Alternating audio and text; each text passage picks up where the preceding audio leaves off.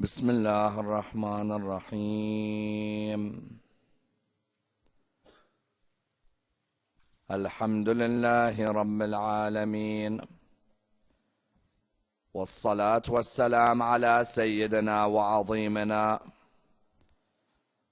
وحبيب قلوبنا وشفيع نفوسنا أبي القاسم محمد. اللهم صل على محمد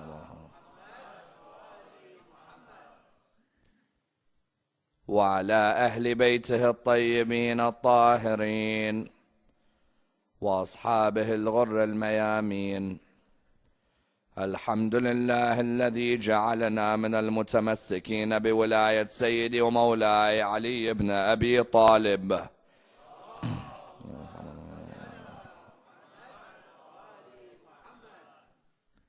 الحمد لله الذي هدانا لهذا وما كنا لنهتدي لولا أن هدانا الله. أما بعد، يقول الله في كتابه الكريم: بسم الله الرحمن الرحيم. قال: هذا فراق بيني وبينك، سأنبئك بتأويل ما لم تستطع عليه صبرا. The first of our salawat in honor of Rasulullah Muhammad sallallahu alayhi wa alihi wa sallam.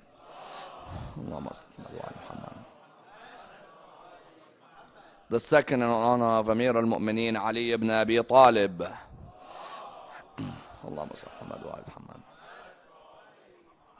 The third with your loudest voices in honor of the Imam of our time, Imam Sahib al-Asr wal-Zaman. Allahumma salli ala Muhammad. Respected brothers and sisters, Assalamu alaikum wa rahmatullah wa barakatuh. The verse in question, verse 78 of chapter 18 of the Holy Quran, discusses the rights and the position of a teacher in Islamic thought. A discussion which requires a thorough analysis, for without a doubt it's a discussion which affects each and every one of us in our lives. And indeed is a fascinating discussion from which many a lesson may be learned and many an example may be derived. Each and every one of us within this hall would have come face to face with a number of teachers in our lives. These teachers may have been teachers on a secular level or indeed on a religious level. They may be teachers who taught us either the arts or the sciences or humanities. And you find with each of these teachers that they had an effect on our life in one way or another. As in each one of us is able to recount or retell the story of either a teacher who was beneficial to our life or indeed one who was a hindrance to our life. Yet you find that each and every one of us is able to recall at least one story of a teacher who had a monumental effect on our life, and indeed in some cases became a guide for us. As in you find, a basic teacher is one who disseminates knowledge, whereas the greatest of teachers are those who not only disseminate knowledge but also guide you in your life. All of us can remember one teacher in our life who had a major inspirational effect on our lives. And you find therefore that the teacher is highly valued in any community. Why? Because that teacher is the embodiment of sacrifice and altruism within the midst of our society. A teacher not only gains knowledge, but is willing to disseminate knowledge. Many of us here may have gained knowledge in our lives. The moment you ask us to disseminate, we become a bit uncertain as to whether we can or not. Whereas a teacher is someone who not only gains knowledge, but also has the willingness to disseminate. That's why I remember Imam al-Ghazali used to say, treat your knowledge like you treat your wealth. We earn knowledge, we earn wealth, we save our wealth, and then we spend our wealth. Likewise, we should earn our knowledge, save our knowledge, and then spend our knowledge. How do we spend on our knowledge? By disseminating this knowledge to those who surround us. Therefore, every community values the position of the teacher, and the religion of Islam is no different. The religion of Islam recognizes a teacher can make and build many a generation. As in when Rasulullah Muhammad sallallahu alayhi wa sallam, Allahumma salli ala Muhammad wa ala Muhammad. When the Holy Prophet states the ink of the scholar is greater than the blood of the martyr, he's highlighting to us that a martyr may give life to a community, whereas a teacher may provide the building blocks for the future of that community. And that's why if you were to look at any of the great teachers in history, you'll always find that their students were willing to lay down their lives for them. As in Socrates, just before he was killed, his students were willing to ransack the whole city out of love for him. But he's the one who told them not to do it. Otherwise, his students, knowing he was about to be killed, were willing to give everything away that they had. Therefore, tonight, let's examine what Islam has to say about the position and the rights of a teacher. How highly does Islam value a teacher? Let's examine this in a number of stages. Number one, what did Khidr mean when he said to Musa, هَذَا فِرَاقُ بَيْنِي وَبَيْنِكَ? And what does their story indicate about the teacher-student relationship? Number two, which famous Khalifa in Islamic history said the same thing when he became arrogant with the knowledge that he gained? Number three, what does our fourth Imam say in Risalat al-Huquq about the rights of the teacher in Islam? Number four, if you observe these rights, then how great is the relationship between a student and a teacher? Number five, which famous sons of Umayyad Khulafa came towards the love of Al-Muhammad because of their teachers? And how important in particular was the reversion of Muawiyah, son of Yazid, when he heard about what happened at Karbala through his teacher? Let's examine this and dissect this topic in complete depth. The verse in question, verse 78 of chapter 18, recounts to us arguably one of the most mystical discussions in the Quran. Mark the word mystical, as in normally when we bring a story in the Quran, you may have a legal side to that story, you may have an ethical side to that story, but the story of Prophet Khidr and Prophet Musa is one of the most mystical stories in the Quran. As in, it's not just talking about gaining knowledge. It teaches you about the importance of seeking every aspect of knowledge, whoever you may be. Why? Nabi Musa alayhi salam, as we know, he is called the spokesman of Allah subhanahu wa ta'ala, isn't it? As in Nabi Musa, whenever we describe him as the prophet of God who heard the voice of Allah. Of course, Allah subhanahu wa ta'ala does not have a voice, but Allah subhanahu wa ta'ala can create a voice to communicate. You find that Nabi Musa alayhi salam achieved many feats in his life. And that's why you find that within the prophets of God, he is seen as of the Ulul Azm. In which way? The arch prophets such as Musa, Isa, the holy prophet, what they achieved in their life was the greatest of achievements. Nabi Musa saved the children of Israel from the clutches of Fir'aun. Nabi Musa spoke to his Lord. Nabi Musa built the greatest of families. Nabi Musa achieved the highest of spiritual achievements with his community. People would come from far and wide to gain from the knowledge of Nabi Musa alayhi salam. Be they people who are Muslims or people who are non-Muslims, each and every one of them would gain from Nabi Musa's life. You find therefore on this account that Nabi Musa alayhi salam, the narrations, what do they state to us? The narrations tell us about Nabi Musa that having achieved all of this, you would think Nabi Musa, what would he do? You would think Nabi Musa would say, you know what, I've achieved enough in my life. As in some of us in this hall, if we achieve one or two good things religiously, like we prayed 5 times a day, or we fasted in the holy month of Ramadan, we go around bragging about it to the whole world. Nabi Musa achieved more than any of us could have achieved. He could have sat down and rested on his laurels. Instead, what did Nabi Musa do? Nabi Musa, the narration states, that there was a moment towards the end of his life, after having achieved everything, there was a moment when he thought to himself, I am more knowledgeable than everybody who surrounds me. As soon as he thought this, Allah sent Jibreel to him. Notice, Allah subhanahu wa ta'ala, if there's one aspect in life He doesn't like, or if there's one aspect He wants the human being to stay away from, it's stopping in your gaining of knowledge. Allah subhanahu wa ta'ala, the moment Musa thought, I have gained enough knowledge and there is none more learned than me, Jibreel came to Musa. Musa, come near me. He said, what is it? He said, Musa, go out and search for the man who has more knowledge than you. Man who has more knowledge than me? As in, I have reached the highest of levels. I am known as the man who brought the Torah. I am not only a Nabi, I'm a Rasul, I'm a messenger. There is one with more knowledge than me? Yes. Nabi Musa at this moment could have easily thought, you know what? I'm of old age now. I don't need to go and gain any more knowledge. As in, this knowledge, let the youngsters learn. I don't need to gain any more. No, on the contrary. Nabi Musa straight away, what did he do? He epitomized the hadith. Seek knowledge from the cradle to the grave. You find, seek knowledge from the cradle to the grave. Nabi Musa embodied it.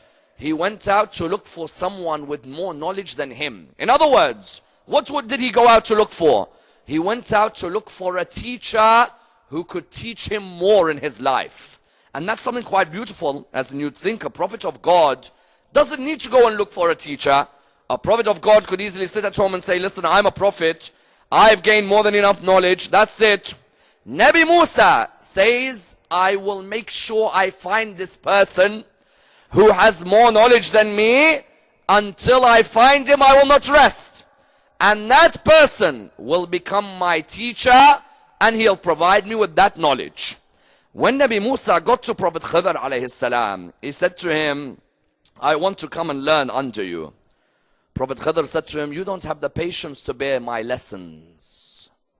He said to him, what is it? He said, you don't have the patience to bear my lessons. You want to come with me? I don't think you've got the patience to bear the knowledge that I have. Musa looked towards him. What did he say?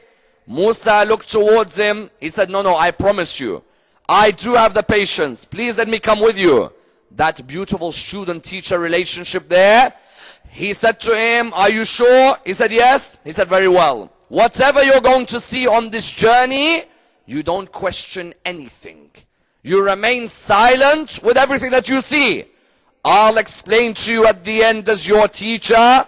I'll explain to you what you've seen. Nabi Musa said, very well, I'll come with you on the journey. They went on the journey, Musa and Khidr walking together. Student-teacher relationship. Musa and Khidr walking together. While they were walking together, Nabi Khidr saw a boat in the middle of the river. He saw this boat. He came. He caused the hole to occur in that boat, and the boat slowly went inside the river. Nabi Musa looked at Prophet Khidr. He said to him, what did you just do? Prophet Khidr said to him, I told you you don't have the patience to come with me. Nabi Musa said, no, I'm sorry, I'm just asking you. That ship, that boat looked like it's in good condition. You've now made it unserviceable. He said to him, I told you, you don't have the patience to bear the knowledge. Nabi Musa said, very well, I won't ask you again. So they continued walking.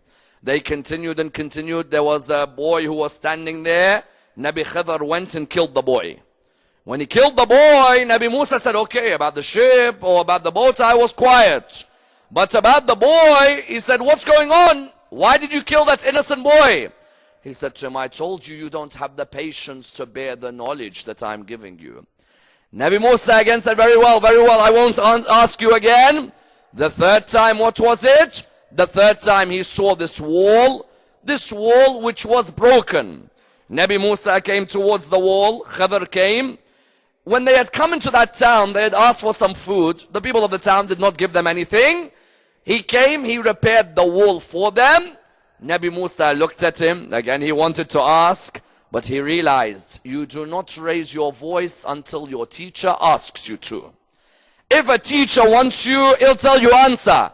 But otherwise, the teacher says, quiet, you remain quiet. Nabi Musa at this moment, Khidr said to him, قال هذا فراق بيني وبينك سأنبئك بتأويلي ما لم تستطع عليه صبرا.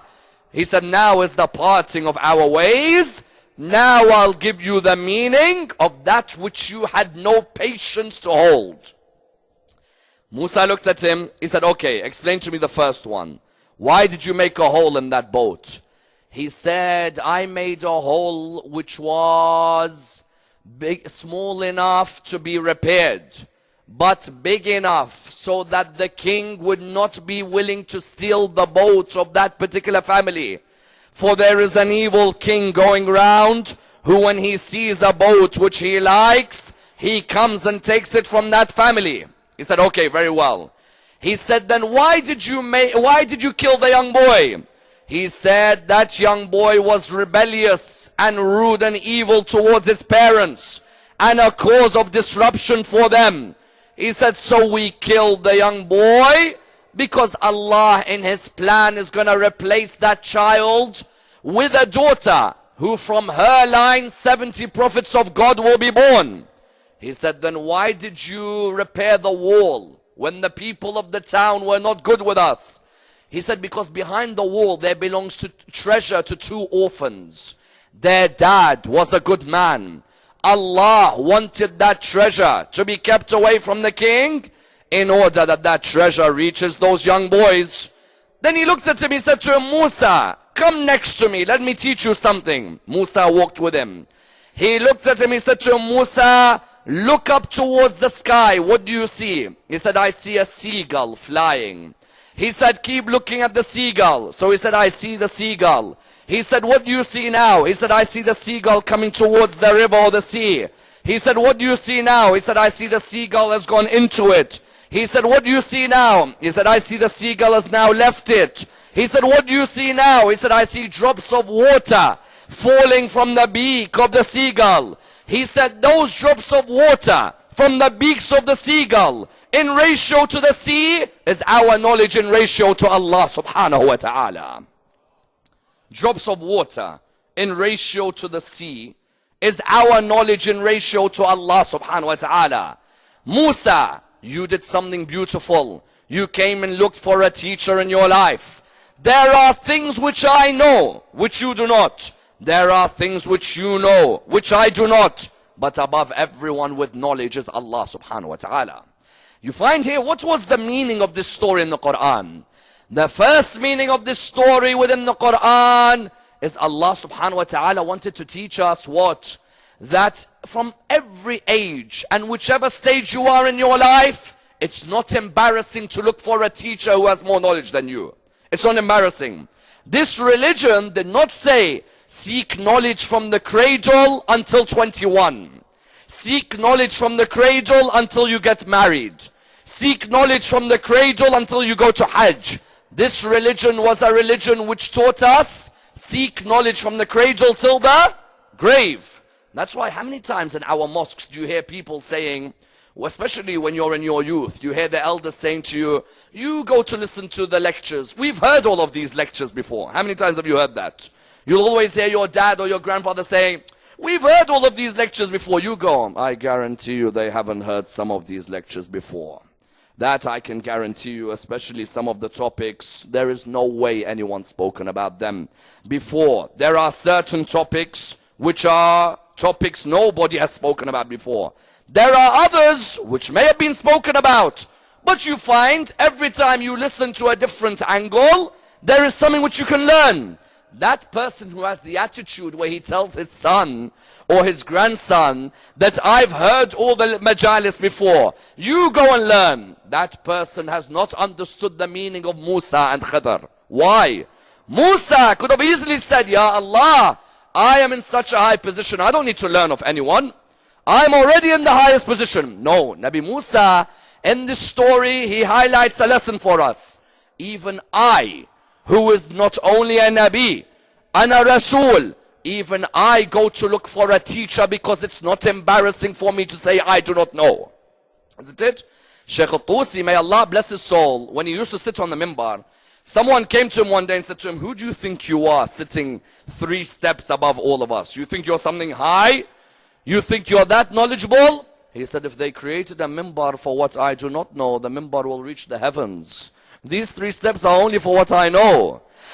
For that which I do not know, They should create a minbar about 1,000 steps high.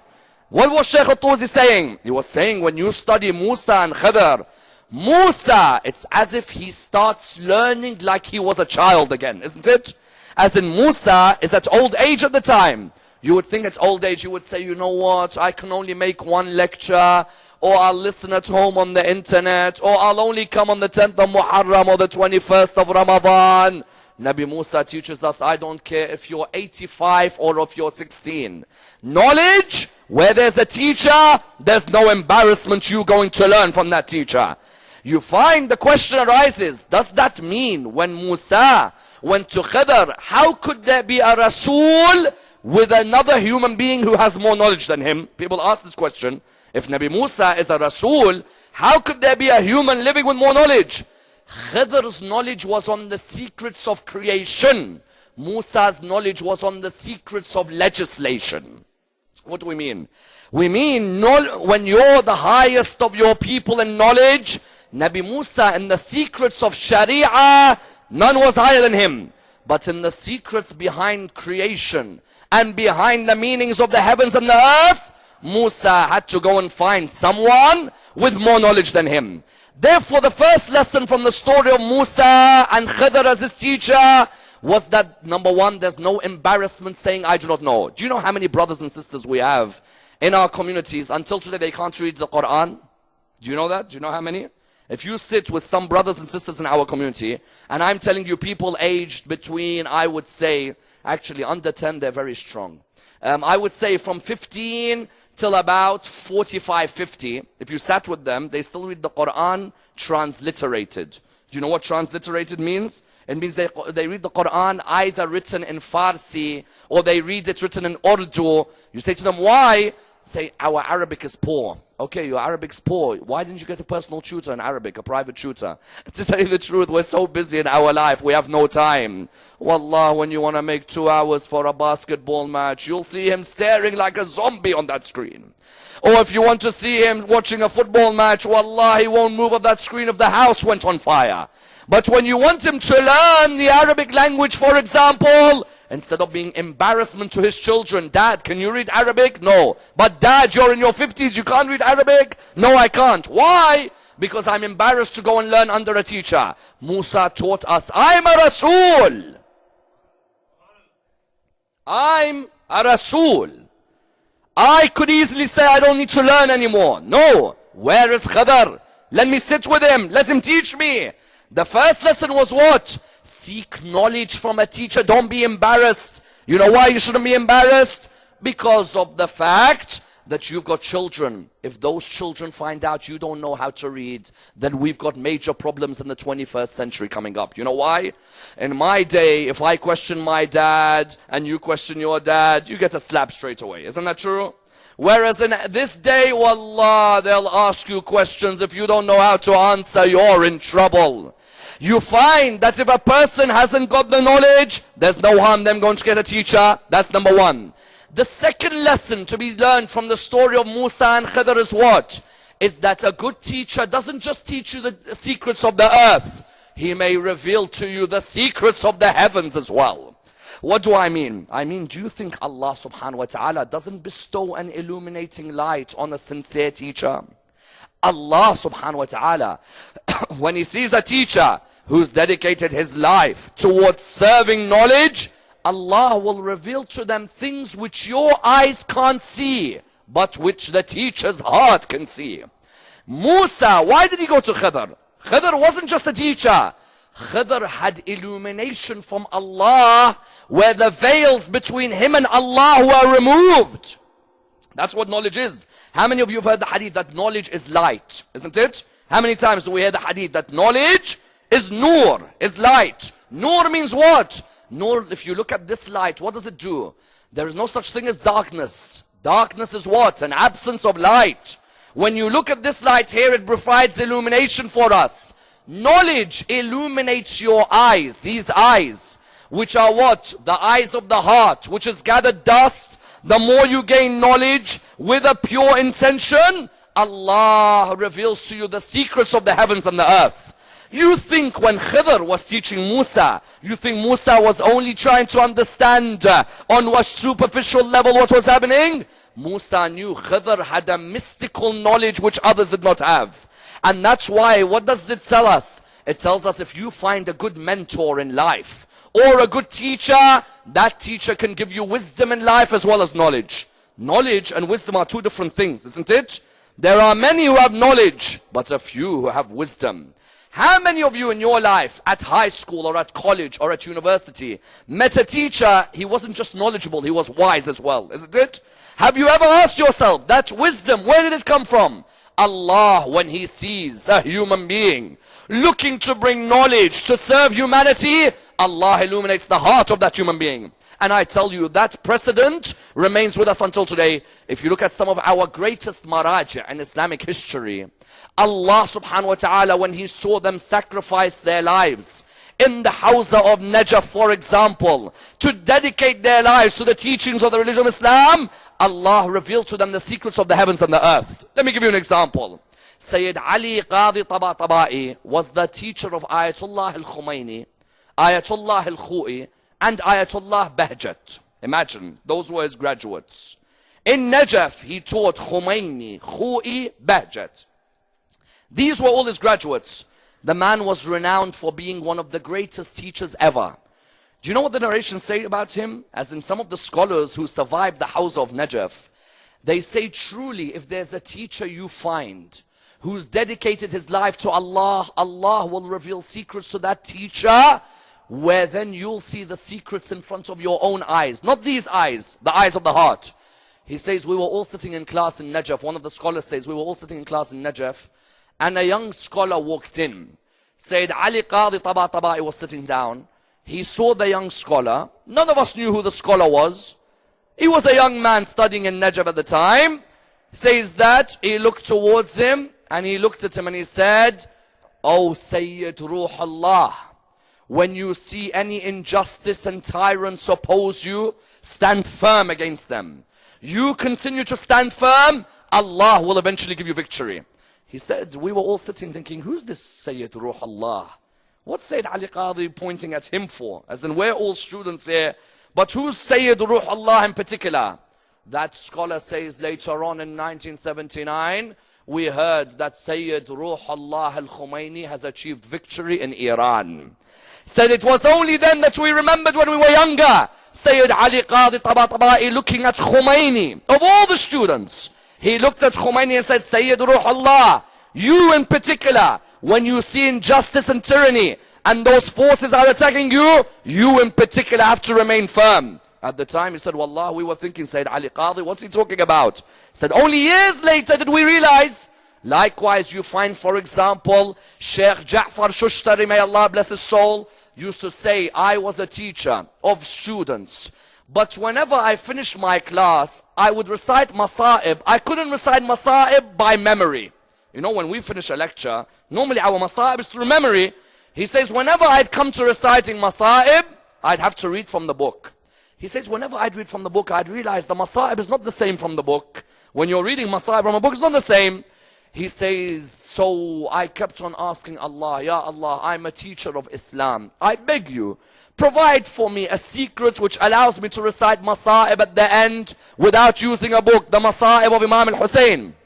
He says, that night in my dream, I saw Imam al-Hussein in Karbala sitting next to Habib ibn Madahir. And he said, they said to me, oh Sheikh Ja'far, come near us. So I went near them.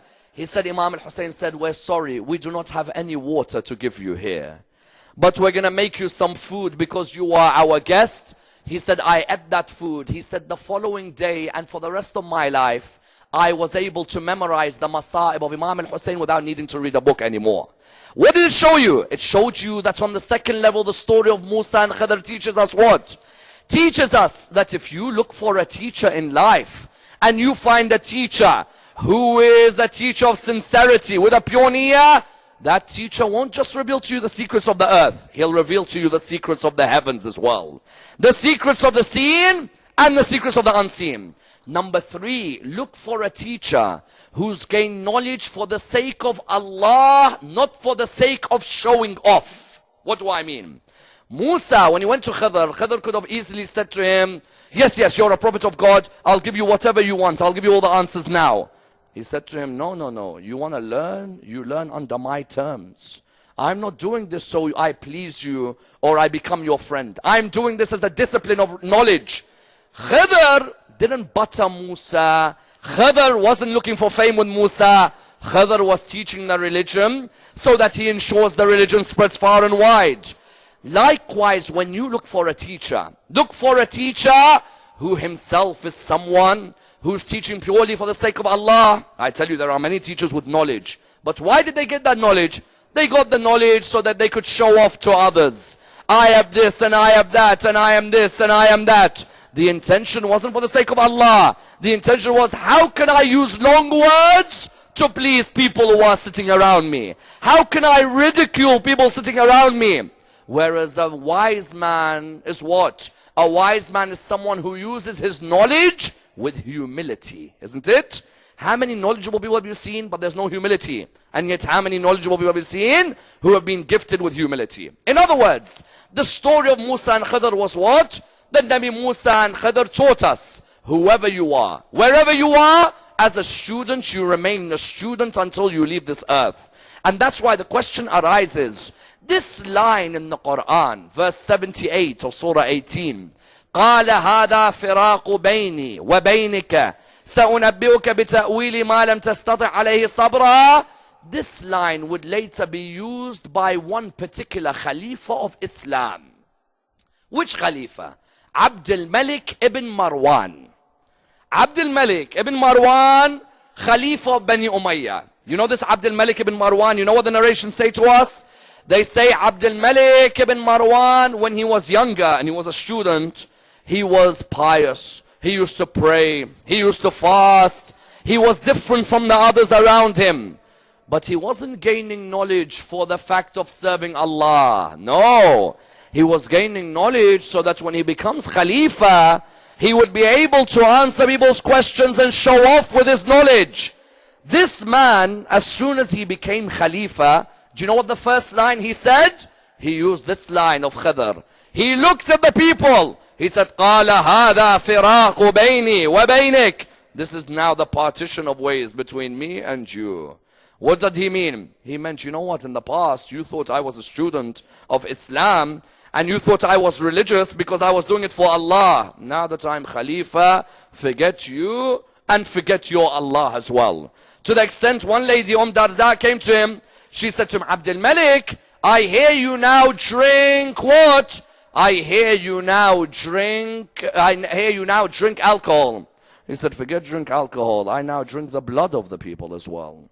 What did he mean? He meant that now I have become Khalifa. Whoever gets in my way, his blood is mine. And that's why it's no surprise the most barbaric governor in Islamic history, Hajjaj ibn Yusuf al-Thaqafi, was the governor of who? Abdul Malik.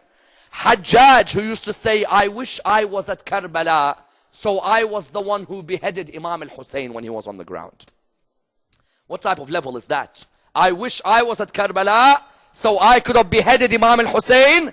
This Abdul Malik ibn Marwan, when he became Khalifa, you'd think his knowledge. When he was a student, do you think he did it for Allah? He used this verse of Khidr. قَالَ هَذَا فِرَاقُ بَيْنِي وَبَيْنِكَ. That's the separation now. You go your way, I'm going mine. When power has come to me, I have no respect for this knowledge. It's all just lip service at the end. Therefore, Al-Muhammad, what did they highlight to us?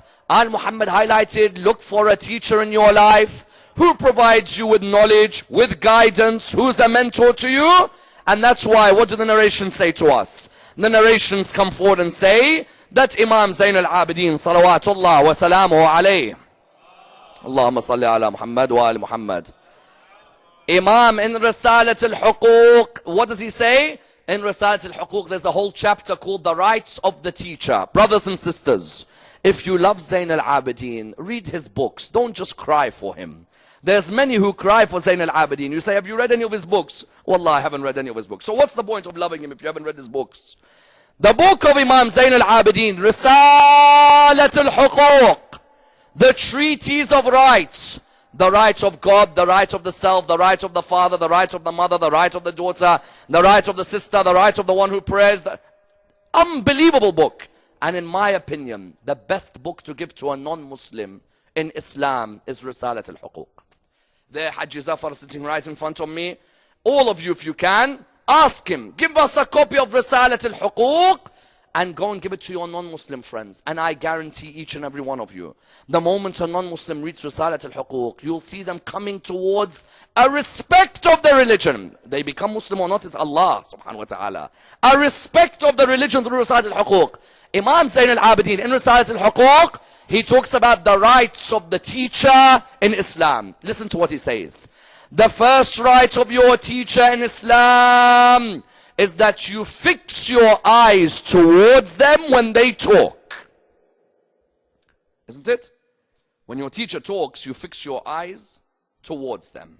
How many of us in class, when our teacher's talking, how many of us, those of you who remember your childhood, especially the naughtier ones amongst you, you remember when the teacher was talking, we're looking one way, we're looking the other, under the table, we might be playing with our phone, we're talking to our friends. Imam Zayn al-Abidin says what? The first right of a teacher in Islam is that you fix your eyes towards them when they talk. Why? Because if me and you are in a conversation now, and while you're talking to me, I'm playing with my phone, I'm looking somewhere else, you'll look at me and you'll say, aren't I talking to you? As in, isn't there any respect between us? If in a normal setting you want that respect, then why can't you give a teacher that respect? Imam says the first right of your teacher, and mark my words, these aren't just rights for a Muslim teacher, rights for any teacher. Ali ibn Abi Talib says, whoever teaches you one letter has become your master. Whoever teaches you what? One letter, not one word. One letter has become your master. You're number one, you fix your eyes towards them when they talk. Number two, you never raise your voice above their voices. When your teacher speaks to you, sometimes you'll find the teacher speaks, they'll raise their voice, they'll be rude towards them, they'll show curses towards them. Imam Zayn al-Abidin says the second right of your teacher, never raise your voice, because whoever raises their voice against their teacher is not a lover of Imam al-Hussein alayhi salam. Whoever raises their voice, even if you disagree with your teacher, you try and hold back with respect. Number three, this is the most beautiful line I have read anyone could say about a relationship between a student and your teacher. The third right of your teacher is you purify your heart when you're listening to them. What a line. What a line. Do you know what that line means?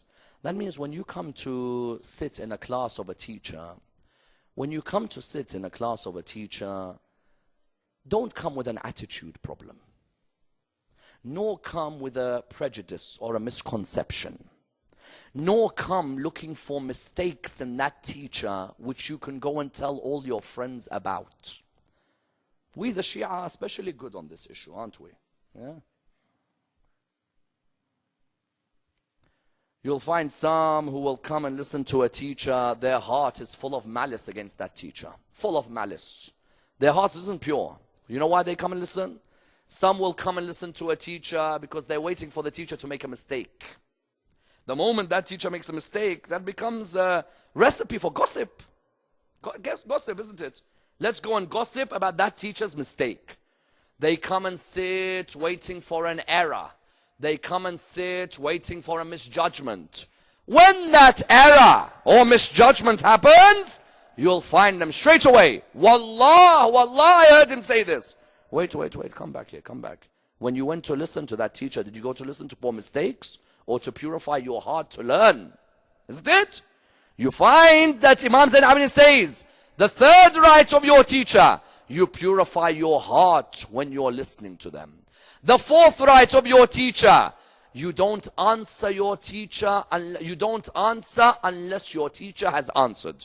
How many of us, when our teacher wants to say something, we jump in straight away? Hey, I know the answer, I know that. No, wait. Let the teacher finish, then you speak. The fifth right, if anyone attacks your teacher behind his back, you have to defend him. Zayn al-Abidin. If anyone attacks your teacher behind, and remember what Imam Ali said, whoever teaches you one letter One letter has become your master.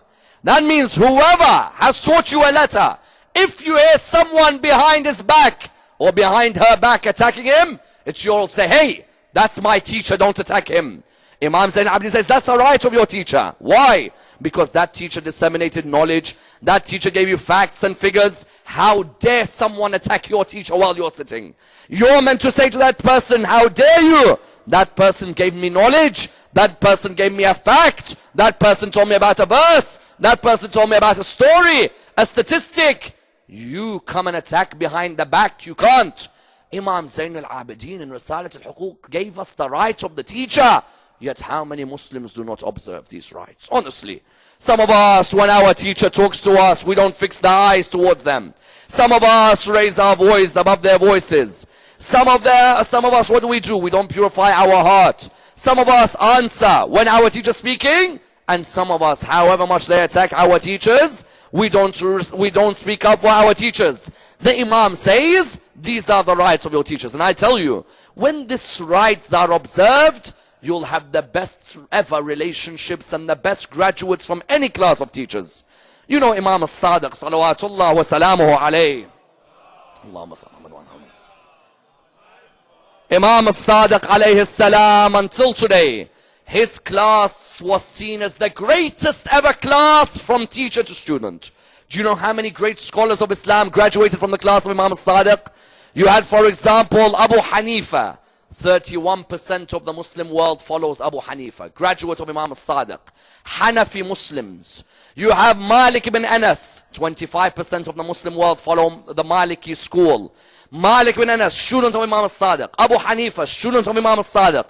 Sufyan al-Thawri, student of Imam al-Sadiq. Hisham al-Hakam, student of Imam al-Sadiq. Mu'min al-Taq, student of Imam al-Sadiq. Bahlul, student of Imam al-Sadiq. All of these were students of Imam al-Sadiq. Imam al-Sadiq, do you know why his students learned so much from him? They didn't just learn fiqh.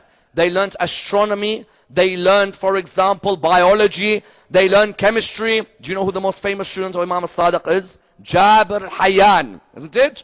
How many of you have read about Jabir Hayyan? The master of chemistry, the master of distillation, evaporation, crystallization, the man who was the first to write on Pythagoras, the man who until today, there are 400 treatises of his in the Sorbonne, in France. You find all of these students, how did they reach that level? Because their teacher, they observed his rights. When they honored his rights, you found that they were able to gain from their teacher. And that's why when you look at Islamic history, you find that even if you're the son of the worst of the khulafa, if you have a good teacher, that teacher can instill the love of Al-Muhammad into you. I tell you, history shows us that sometimes the sons of the worst ever men in history, their sons came towards Ahlelbayt because of their tutors and their teachers. I tell you, the Quran, when it says, be careful which food you are eating, not just physical food, spiritual food. Be careful, who are your teachers? Who is teaching your sons? Sometimes you plan, we plan, Allah is the greatest planner, isn't it? I tell you, 2 Khalifas in history, or not even Khalifas, you'll find one of them was a governor, the other was a Khalifa. They had sons who they thought they'd bring up with the hatred of Ali ibn Abi Talib. Subhanallah, at the end they had sons who loved Ali ibn Abi Talib. The first of them was Abdul Aziz, the father of Umar ibn Abdul Aziz. Umar ibn Abdul Aziz says, when I was a young boy, we used to curse regularly. He said, you know, my father is the main man of the Umayyads. Umar ibn Abdul Aziz, his great-grandfather is Umar ibn al-Khattab. His father-in-law is Abdul Malik ibn Marwan. All angles, he is related to Bani Umayyah. Every single angle, he is related. The narration states, Umar bin Abdul Aziz says, when we were younger, we used to curse. So they said to him, how did you used to curse? He said, we used to curse Ali ibn Abi Talib. He says, when we were kids, our parents used to say to us, whenever you get angry, send a curse on Ali ibn Abi Talib. He said, I was 6 years old, and if my friends offended me, I'd say to him, curse on you and Ali ibn Abi Talib. As in, subhanallah, they tell us the history of this religion is a good history. Which good history? Which good? Hey, this is good history? But then again, you can't question, of course. It's haram to question. You can't question any history. Everyone was good. The killer and the killed. All of them were good. You find that he says, we used to curse, we used to curse, we used to curse. He said, one day, I used to have a tutor who used to come and teach me Quran at home. He said, I'm sitting reading the Quran. My tutor is watching me read. Then something happened, and I cursed Ali ibn Abi Talib. He looked at me and he frowned. So I looked at him and I said, why are you looking at me like that? Imagine, 6 years old, Umar bin Abdul Aziz talks to his teacher like that. These are the sons of kings. Very arrogant, spoiled at a young age. He said, why are you looking at me like that? He said, haven't I taught you to read the Quran? He said, yes, you have. He said, haven't I taught you about the battle of Badr? He said, yes, I read the verses on it. He said, young man, if I were to tell you about people who fought in the battle of Badr, would you say they were good people? He said, yes, anyone who fought in the battle is good. He said, what if I tell you about a man who killed half of the opposition on the day of Badr? He said, that man must be a great man. He said, the man you kids curse is the man who killed half the opposition on the day of Badr. He said, what do you mean? He said, Ali bin Abi Talib on the day of Badr killed 35 out of the 70 soldiers that were killed. And you said that the Quran said Badr is praised and its people are praised. You're cursing the man who honored the battle of Badr with his presence. Umar bin Abdul Aziz said, I swore, if I ever became Khalifa of the Muslim country, of the empire, I will stop the cursing of Ali bin Abi Talib in the Friday prayer. Do you know who stopped the cursing of Imam Ali on the Friday prayer? Umar bin Abdul Aziz. Umar bin Abdul Aziz became Khalifa at which age? The age of 30, 32. From the age of 6, his teacher had given him a point which stuck with him forever. When that point stuck with him, he became Khalifa. He stopped the cursing of Amir al-Mu'mineen. That was number 1. Number 2, you find the second of them was Muawiyah, son of Yazid. Yazid had a son who he named after his father. This son, he named him Muawiyah.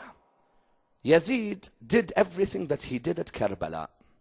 When he died, they gave the Khilafah to his son Muawiyah. Would you believe his son Muawiyah abdicated from the Khilafah and said this Khilafah belongs to Imam Zain al-Abidin? Subhanallah. Subhanallah, history is unbelievable. And you know what the greatest teacher in life is? History. Is there a better teacher you've met than history? How? He had a private tutor. And that private tutor said to him that you know that you come from a family that got this power through corruption and deceit. And you know your grandfather fought Ali ibn Abi Talib at Siffin. And you know your father Yazid killed the grandson of Rasulullah on the plains of Karbala. He said, as soon as I heard that from my tutor, I loved this tutor. This tutor was a good man. I honored him. I respected him. If he's saying that I have got the leadership of Zain al-Abidin, then I must. He announced there's going to be a khutbah in the mosque. Everyone looked at him and thought, hold on a minute. What do you mean khutbah? Which khutbah? It's not Jum'ah. He said, everybody come for the khutbah, please. When everybody came for the khutbah, he said, I want to make an announcement. I come from a family that achieved power through corruption, bribery and deceit. And I do not deserve this leadership. This leadership is deserved by one man, Imam Zain al-Abidin alayhi salam. He said, what my father did at Karbala was disgraceful. And I've taken the seat of power from those who deserve it. My teacher taught me this. And you know what? 40 days after this, he got killed. They killed him 40 days after this. Nobody ever mentions his history in Bani Umayyah. Do you know why? They don't mention his history because they know if they expose that Yazid's son praised Imam Zain al-Abidin, history would be clear. You find that he was Yazid's son, and subhanallah, sometimes the bad comes out from the good, sometimes the good comes out from the bad, isn't it? You may have Nabi Nuh, his son dies a kafir. You may have Yazid, his son dies as a lover of Al-Muhammad. And that Muawiyah, son of Yazid, what did he say? He said, the way my father humiliated the woman of Imam al-Hussein on the 10th of Muharram was disgraceful. The way my father humiliated the woman, disrespected the woman, showed no signs of respect to them whatsoever.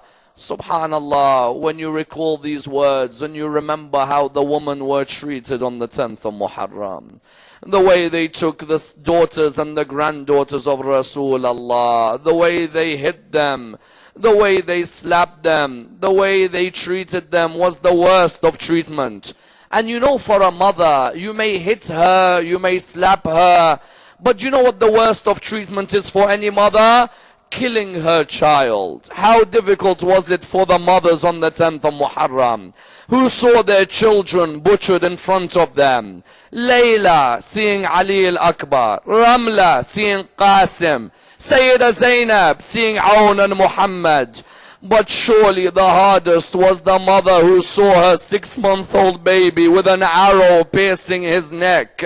Do you know how difficult it was for Rabab? After her baby got killed, after Imam al-Hussein got killed, Sayyida Zainab narrates that I went towards each of the ladies. I saw Layla and I saw Ramla and I saw the daughters, but I was looking for Rabab. Where is Rabab? It's the night of the 11th of Muharram. Where is Rabab? She said, I saw one of the soldiers of Yazid. I said to him, oh man, have you seen a lady walking around anywhere? He said, yes, I saw this lady walking in the middle of the bodies.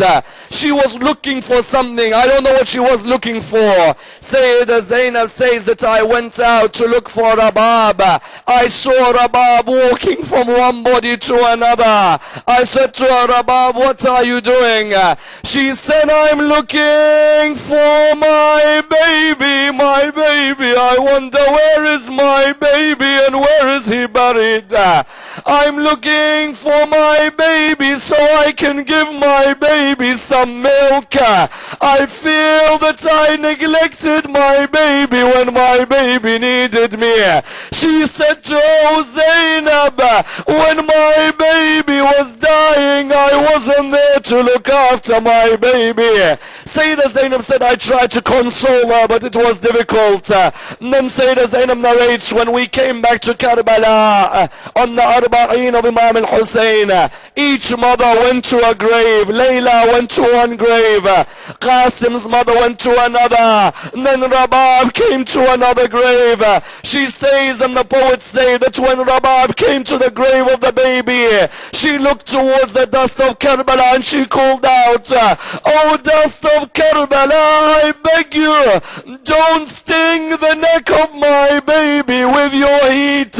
I beg you, cover my baby's body and look after him. But this Rabab, when she returned back to Medina after Karbala, when she returned back to Medina, the first thing she said is, I want the roof to be taken off my house. I don't want any roof on top. The people came to her, they said to her, why? She said, I beg you, remove the roof, just remove it. They said to her, why? She said, how can I have a roof covering me from the heat of the sun when Abi Abdullah's body was burnt by the sun in Karbala? Inna lillahi wa inna ilayhi raji'un. We pray to Allah subhanahu wa ta'ala to raise us with Muhammad and Al Muhammad, to allow us to be amongst the companions of Imam al-Hussein. Raise us with the Imam of our time, Imam Sahib al-Asr wal-Zaman. We pray to Allah subhanahu wa ta'ala the Surah al-Fatiha.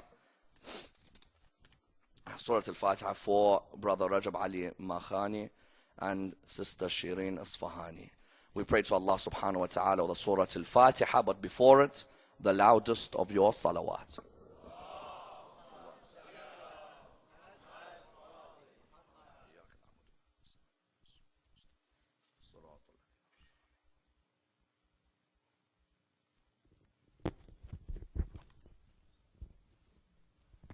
Hussein, Hussein, Hussein, Hussein, Hussein, Hussein, Hussein, Hussein, Hussein, Hussein.